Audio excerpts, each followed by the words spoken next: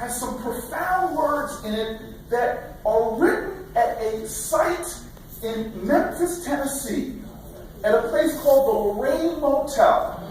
Because King gave that speech and then retired to the Lorraine Motel, went to bed, woke up the next morning, and was slain by an assassin's bullet.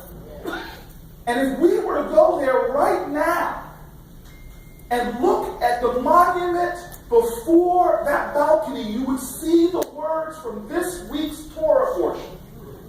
It was the words that Joseph's brothers spoke when they saw their brother approaching.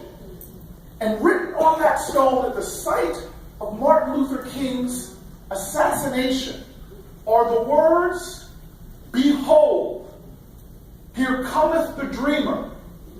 Let us slay him and see what becomes of his dream."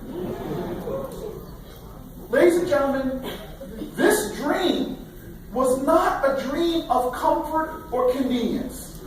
It was not a dream of celebrity or popularity. It was uncomfortable. It was difficult. It was reviled. And it was not just about marching towards civil rights. King was immensely unpopular at the end of his life because he was standing up against poverty.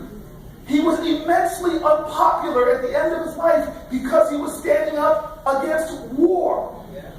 King's dream calls towards universal ideals that at that moment in the desert, hearing the words from the Torah, hearing the words from a man named King, that four men so different nationalities, different races, different religions, we were bound together as human beings in this wanting and yearning for peace and for justice. And I tell you right now, we disrespect and we disregard the dream if all this day is about is celebrating and remembering a version of King that is comfortable and convenient, like my friend Cornel West says, and it's the scent of qualification.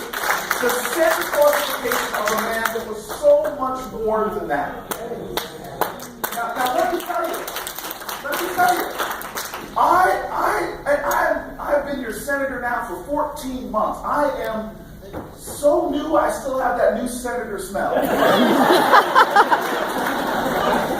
pastor sitting next to me, he said, "What is that?" I said, "It has nothing to do with me getting off a plane. I'm straight here on the show. That's that new senator smell. That's what that was." But I am already just frustrated that so many of us at times don't adhere to principles and ideals, but go to a far more shallow level of analysis. If I could, this is where I'm going to get myself in trouble. Some of y'all are filming this. If I could violate the First Amendment right now, if you gave me leave to violate the First Amendment, I would make a rule right now that nobody in America can tell you what political party they belong to. Because I'm sick and tired of people making their calculations based upon the person that gives the message and not the substance of the message.